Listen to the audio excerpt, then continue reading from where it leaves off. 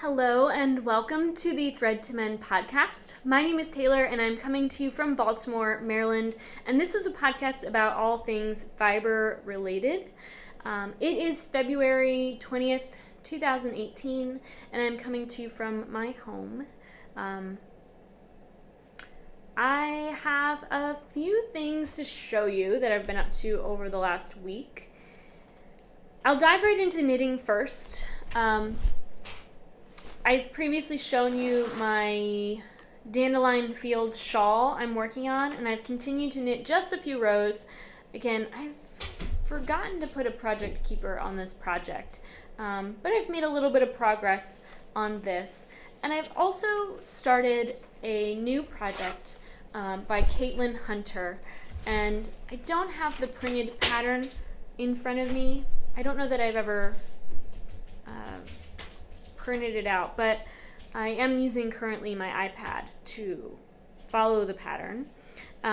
This is my first ever lace knitting project, and I started working. I showed this to you as I had first cast on and knit the first row and paused. I showed that to you last week, and when I continued knitting like about an inch or two on Saturday, and I was like, why can't I get this straight? And it's because I had the yarn twisted when I joined the round at the very beginning. So everything I had worked on all Saturday was like useless.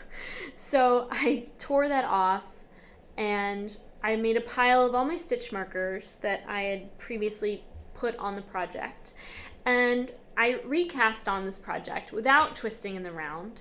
And when I did that, I realized I had like 4 stitch markers extra than the number of stitches I ought to have cast on in the beginning. So I realized that I also cast on like way the wrong number of stitches. So I guess I feel, it's always frustrating to work so much on something and have to rip back. But when I realized that I made 2 really big mistakes, I was like way okay with starting from the beginning again. So on Saturday I cast on this project. I continued knitting about half of this. Well, no, actually more than that, because on Sunday I took a break. I spun most of the day, and on Monday night again I picked up this project, and I had to do some serious like lace knitting surgery on a section or two. Each of those sections took me about a half hour each to work out. And there were a couple minor errors that I corrected as well in the process of continuing to knit this. Most often it was that I would forget to do a yarn over somewhere in the pattern repeat, and all I had to do is kind of like pick up that stitch that never really made it in, and that might throw the gauge off a little bit in an area or two, but I'm not that super concerned. It's my first lace knitting project, and I accept it's going to have some flaws. So I'm excited to continue working on this. I do plan to kind of make this project a priority before, at least until I'm done with the lace chart. And then that will become my easy knitting, which is mostly stockinette. And then I'll switch back over to my brioche shawl project. I did also continue to knit on the sock I had shown you last week. I asked those of you watching to let me know what you think I should do. Should I continue with my vanilla pattern or rip back and add something more interesting? Because I felt like the yarn was asking for more, and I just continued to knit. So I also didn't add a progress keeper, but I made a lot of progress on this. I'm like ready to turn the heel now, and I'm using a new method of turning the heel that I've never done before, and so I've just kind of put this on pause until I had time to sit down and make that a point of focus. So it's possible I'll get to this sometime tomorrow afternoon or so. I mentioned that on Sunday I was spinning yarn. I did spin another skein from my sort of pile of naturally dyed Cormo cross fiber. This is all from a fleece that I bought at the Maryland Sheep and Wool Festival last year. And there were like 3 batches of natural dyeing that all came out the same canary yellow color. The first was a large batch of wool that was dyed with lichen that I collected from the forest floor after a thunderstorm while we were on vacation in Maine. That was really fun to collect. I wish that I had executed the natural dyeing process differently according to what I was reading on the internet, and not kind of this, I don't know, I guess people often dye with lichen using ammonia to allow the lichen to, I guess, infuse the color into that material, to that, I don't know, ammonia. And then you use that to dye. And I was explaining this to someone who doesn't have anything to do with fiber. I know them outside of my fiber life. And they're like, oh, that seems very caustic. And I was like, yeah, I guess maybe. And then I never went there. And I just used the lichen, which can make a ton of like really awesome colors, like all the colors I love. I use the lichen in the same manner I use like black walnut hulls or other things, like just by adding it with water and boiling it on the stove. And anyway, that was one dye batch that I kind of regretted the results of, because I know that if I had used a different, or I guess I regretted the method of executing. So I ended up with a bunch of canary yellow fiber, and I just set that on the shelf for a while. And then I knew that if I dyed with goldenrod, I might get a similar color, but I could maybe get a brighter color or something maybe a little different. And the results were almost identical. It was laughable, really, like how much canary yellow fiber I felt I had. Granted, this fleece in particular is a bit tippy, so there's a lot of waste in preparing it. And anyway, I had spun the goldenrod fiber first. This skein I had shown you a couple weeks ago, and most recently spun this skein as well. I mentioned there were 3 dye batches that came out the same color. I had taken a bunch of the original lichen dye bath fiber, and I tried dyeing over it with, it was another dye experiment that I didn't have any real expectations for, but I saved up all of my hibiscus flowers from my garden, and I had created kind of a sun. Anyway, I tried using not my stove and just like let the wool sit in a jar in the sun for days and days and days, and I don't know, I think that went into this. I can't remember, but I think that fiber might have been spun into a single, and the other just lichen dyed fiber into another single. I know that when I plied the 2 singles together, when the fiber was on the bobbins, they looked like 2 very different colors. One looked like a dirty version of canary yellow, and one looked like a brighter version of canary yellow. And I expected that I would see like a marled effect in this yarn, but I think that the difference in the 2 colors is so subtle that it really doesn't show, which is kind of remarkable. So this came out as like a fingering weight. You can tell it's a little over spun, a little over plied. That's just how it's turning out for me right now. I am playing with my ratios, and so I'm knitting in different speeds, because these projects are really just about developing my skill, trying to remain consistent throughout, at least the thickness of the yarn, and I think that I'm doing that pretty well, especially compared to a year ago. So I'm putting this in the basket of yarn for my cardigan or sweater stranded colorwork thing I plan to make in the future. I am grateful that I have, although they're not the same exact color, and I probably won't ever need to knit them continuously where that's obvious. I'm grateful that I have about 2 skeins of the same color so that I can do a ribbed band and cuffs and collar that can also be the same color, can be worked into the design. So maybe I'll choose the more consistent spun skein to do those that are all one color, and then have more of the same color to work throughout the project. And I might even kick out my blue skein if I spin even more yarn for this project, because I feel like this is not a color I gravitate towards in my wardrobe. I have nothing against the color blue. I think you can tell that my dining room is this very gray blue color. But to me, this is very country, sort of cornflower blue, and it's not one I am drawn to. So it's possible that this might only be very small hints throughout. Like you might see, and I haven't really decided if I'm going to do a Fair Isle style of stranded color work, or maybe more modern styles of stranded color work, or whatever. But you'll often see in Fair Isle, there will be one row, sometimes in the middle of the pattern, where it's just one row across in the background of a contrast color that pops. And I think that this could be a good yarn for that. My cat and dog are playing, so that's the sounds you might hear. One more thing I have to show you is a finished object. That's not true.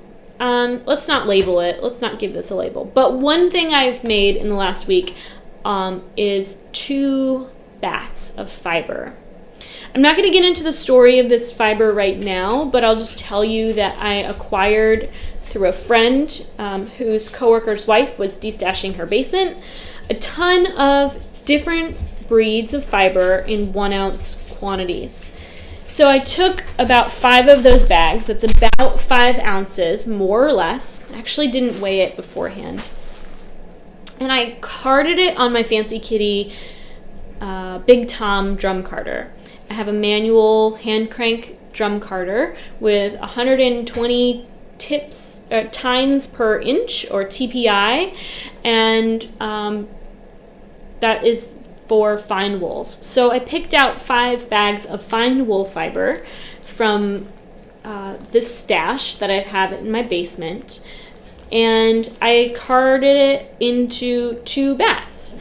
The process I used for this fiber was I took 1 bag at a time, split it in half, and I carded it onto the drum in layers. So I did 1 layer of all 5 bags, and then I repeated that again. I pulled this huge bat. It was a lot of fiber for 1 bat, I realized. So I pulled that off and I split it in half.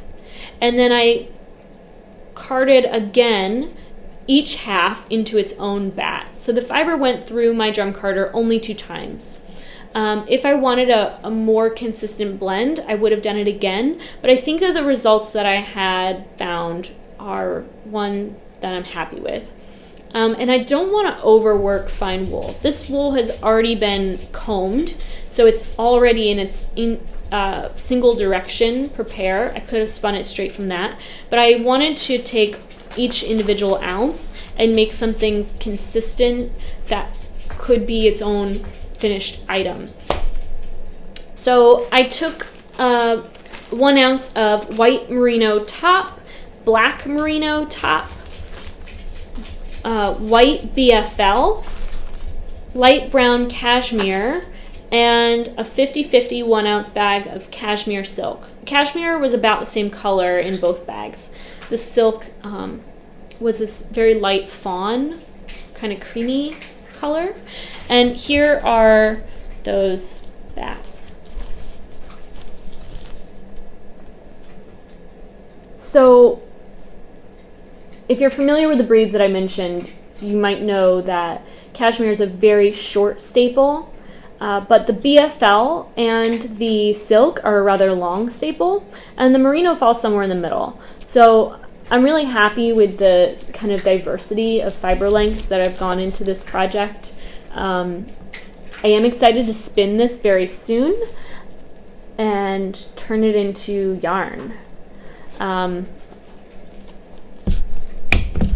Now, I have one more bat planned. It's with these fibers here I have set aside. They are a Cordale top, creamy yak top, camel Tassa silk top, baby camel, and dark BFL. This has a little bit more fine wool, I should say, it has a little more short staple fiber in this blend than that blend, because you might remember I had 2 bags of merino and a BFL, compared to 2 bags of cashmere, half of which was silk, which is also a long staple. And then this one has at least 3 bags of a short staple, the yak, the baby camel, and the camel silk blend. So I guess you just switch out one kind of regular medium to long staple with a shorter staple. So it's not drastically different, but it's sort of a warmer version, I think, of those bats that I showed you. So I'm excited to first start spinning those so that they're not, they're kind of, in my mind, the fiber is safer on the bobbin from kind of the wear and tear of existing than in their bat form. So I'm excited to spin those first. And as soon as I have that accomplished, I do plan to card these into 2 bats. And I might ply them in a marled yarn and have about 2.5 4-ounce skeins of the same yarn, or I might make 2 different large, maybe 4 or 5-ounce skeins that are just completely separate and either used in the same project or not.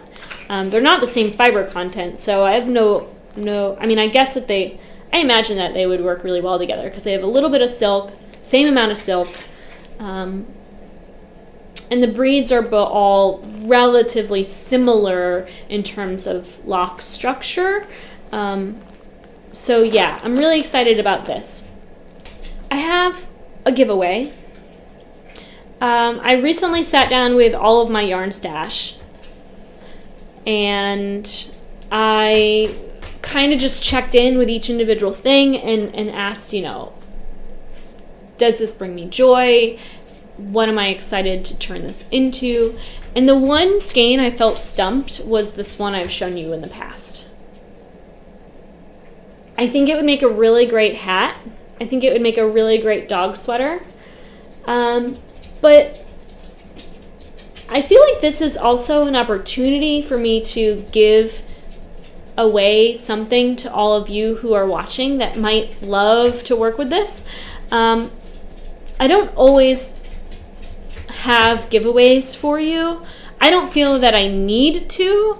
I enjoy so many podcasts that never give things away, and those are some of my favorites, mostly because they give me content that I value, and I personally don't watch podcasts for the giveaways, but I also want to show my appreciation and my gratitude that you're here and you're watching, and I want to develop some kind of friendship with someone out there that's interested in the things I'm interested in. So if this is something that you would enjoy having, I am happy to give this away to you. I'm thinking of making a tiny little package to ship out to someone out there.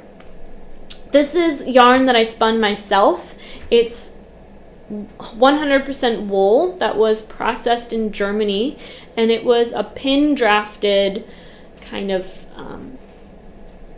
it was almost like a skein of wool that was pin drafted, and it was 2 separate colorways that I spun separately and plied together. So it has this really, it's almost like a Mardi Gras effect.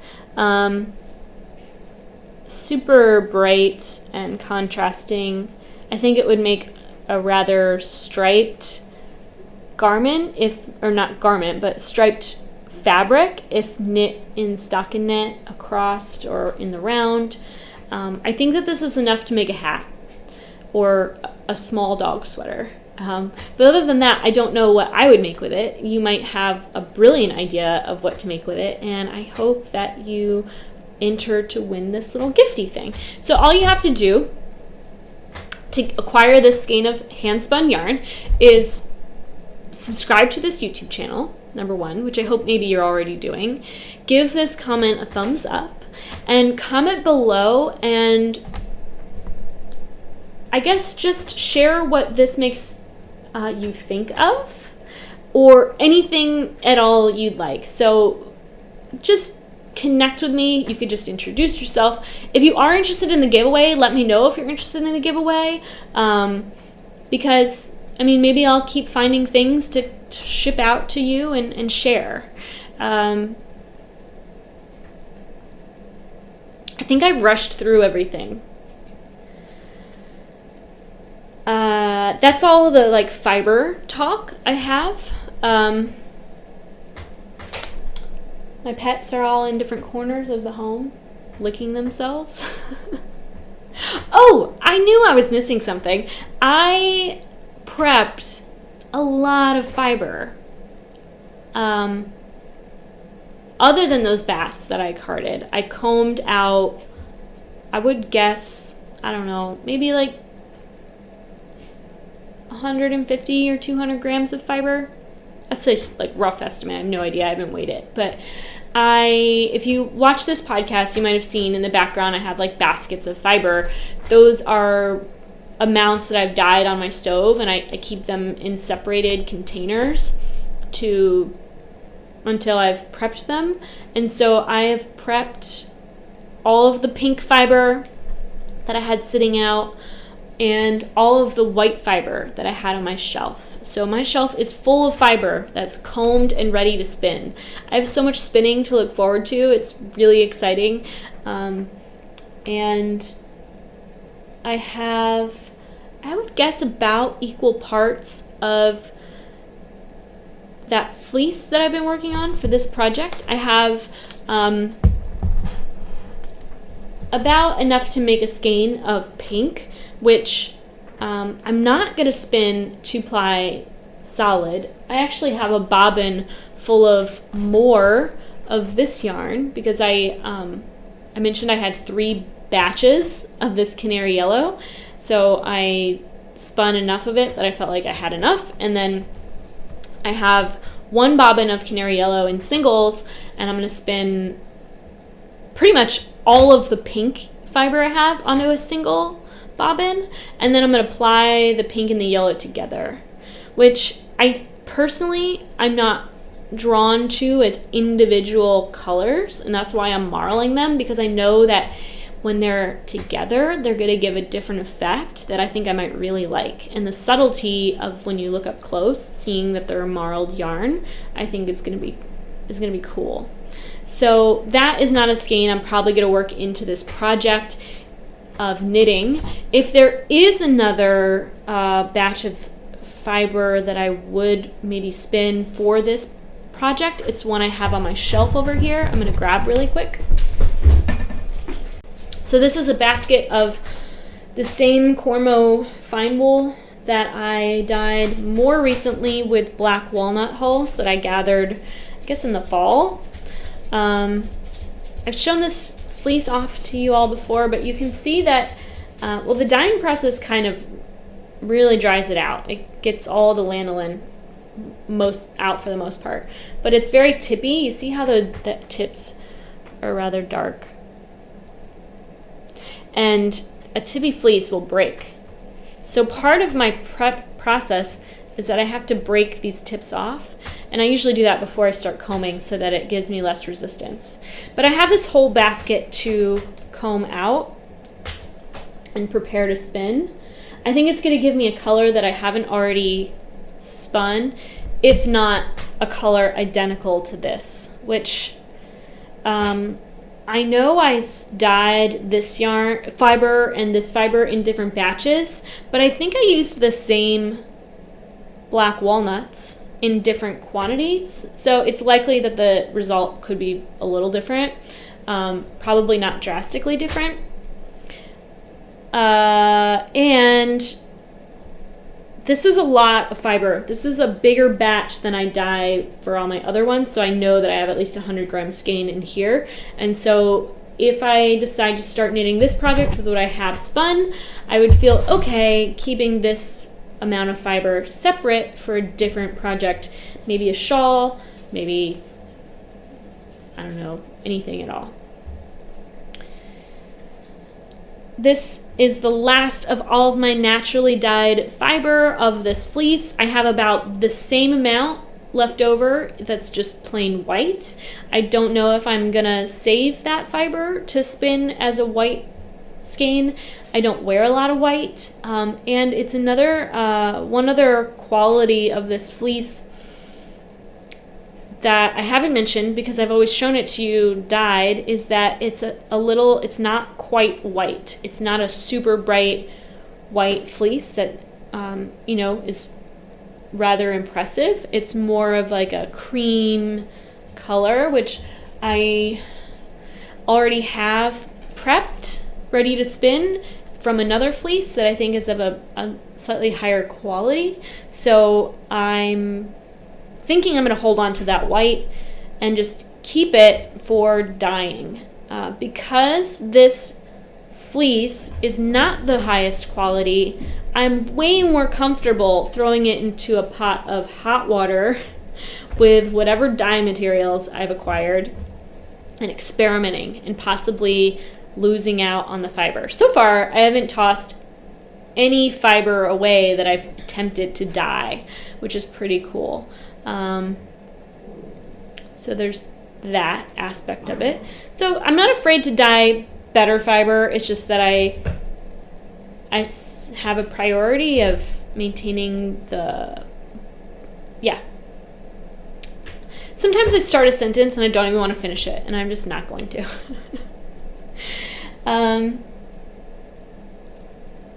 While I'm on the subject of fiber, I have another gray fleece in stash that I'm excited to spin soon.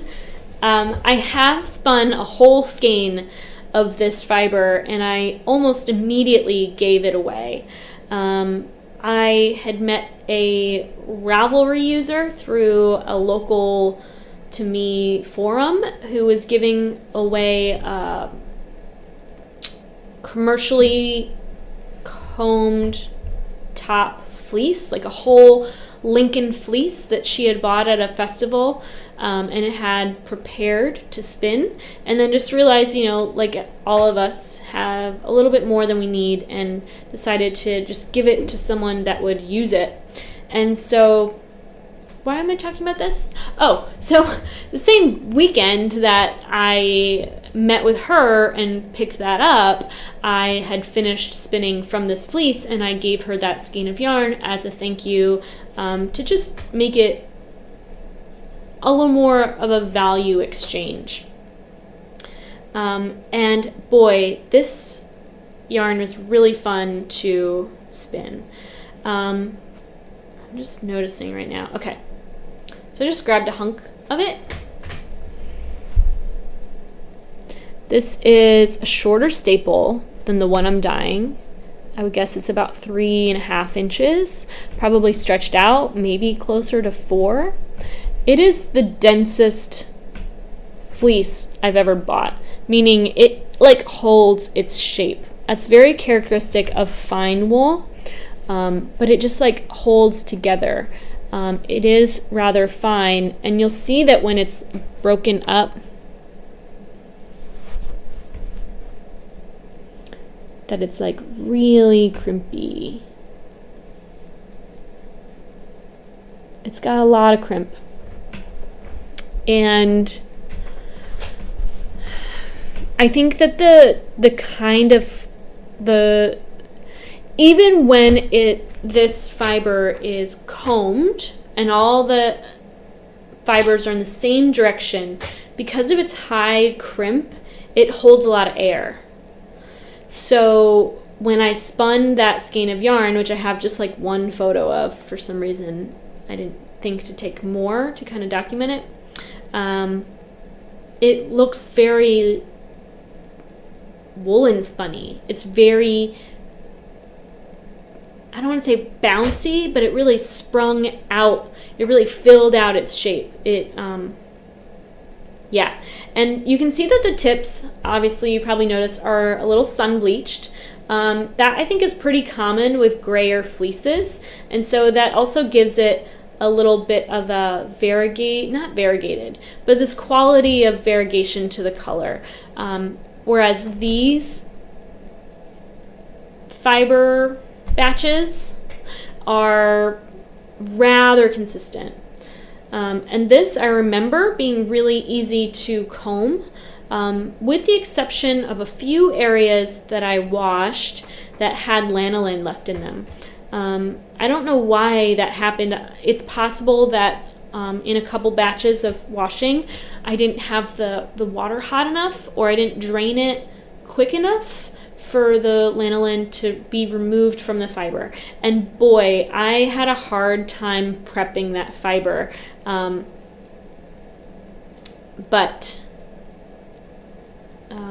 Yeah, I don't know why I'm playing with this so much. Except that I just can't wait to spin it. It's going to be a very different result, and I kind of want to finish this project first, get all the yarn spun, and be like, I'm done with it. And that's why I'm going to limit myself to one fleece a festival. When I bought this fleece, I also bought this fleece, and I'm looking over at this one in the corner thinking, I won't let you down, Cornmeal Cross fleece. You will be spun soon. But yeah, so I bought 3 fleeces last year. Now, I only started spinning the year before, and I learned to spin on one Cordell fleece. I also semi-learned to spin on a long wool. It's a Leicester long wool fleece that I was given at the same time I was given a drop spindle. And so I learned to spin on a drop spindle with that long wool, and I learned to spin on an antique wheel with that long wool. But when I bought my Kromsky minstrel spinning wheel, which is what I spin on now, I pretty much only spun that Cordell fleece. So I learned on that one fleece that I spun last year, and I spun the whole thing before going back to Maryland and buying another fleece. And because I had that sense of accomplishment, I thought it would be okay if I bought myself 2 fleeces, since I wanted both a white that I could experiment with natural dyeing, and I wanted a gray fleece to make spinning more fun. I spun all of that Cordell yarn as white yarn, and so I kind of really was interested in spinning something that wasn't white, that also didn't require I went through the process of dyeing it myself. So that's why I bought a gray fleece. And then when I went to New York State Sheep and Wool Festival, also known as Rhinebeck Sheep and Wool, I bought a fleece there as well. Now, I will say, the fleeces that I bought at Maryland were big. They were not intensely skirted like at Rhinebeck Sheep and Wool. So I paid about the same amount of money for my fleeces individually, but the cost per pound was very different. The fleece I bought at Rhinebeck Sheep and Wool was much smaller in volume and weight, because it was well skirted. It was, I believe that a lot of their fleeces, and maybe it's just from this farm in particular, but they're kind of prepared and packaged for the hand spinner. Whereas at Maryland Sheep and Wool, it's possible that they just have different standards of like accepting materials from farmers, and so maybe it's possible that the people buying from Maryland Sheep and Wool are looking to have a lower price per pound or greater volume of fiber. I got the sense that a lot of people shopping at Maryland Sheep and Wool were shopping for fleeces that they would have machine prepared, a lot like this woman I met on Ravelry who did that.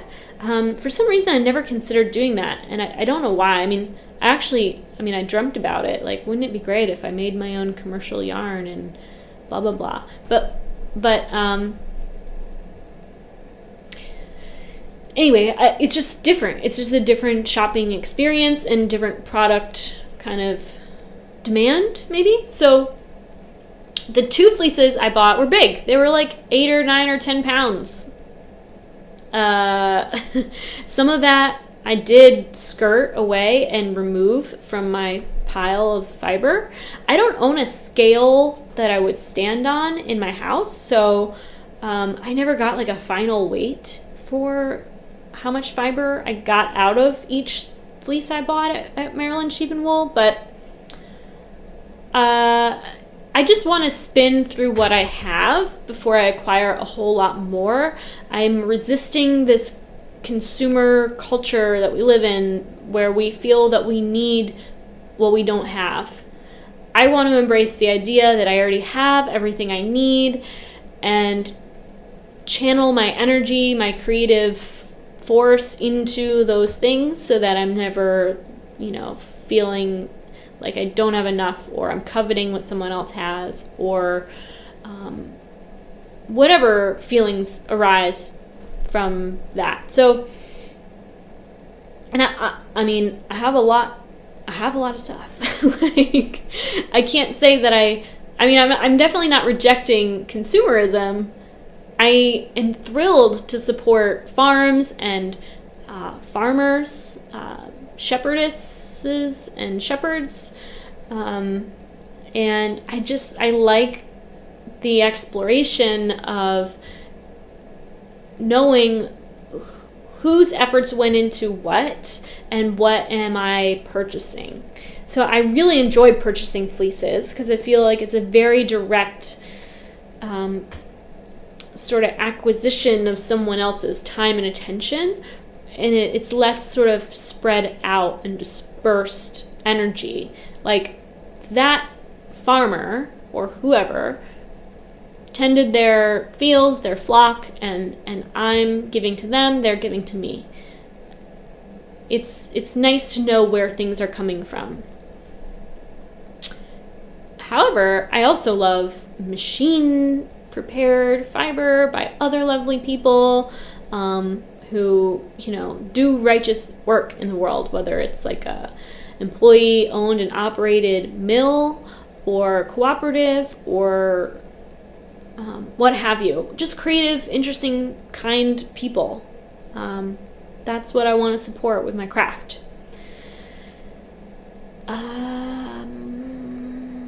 Yeah. I think I've shown you everything I've pulled out for today. If you've made it to the end of this video, thanks for watching. Please subscribe to my channel so that you are aware of when new videos are posted. And if you liked what you watched today, give this video a thumbs up, a like below. And again, enter to win this skein of yarn by commenting down below on this page. If you're on the website, you'll probably see a little arrow. You click on that arrow, it'll drop down. You'll see a box where you can comment. I want to thank you all for watching and hope you have an awesome day. Take care.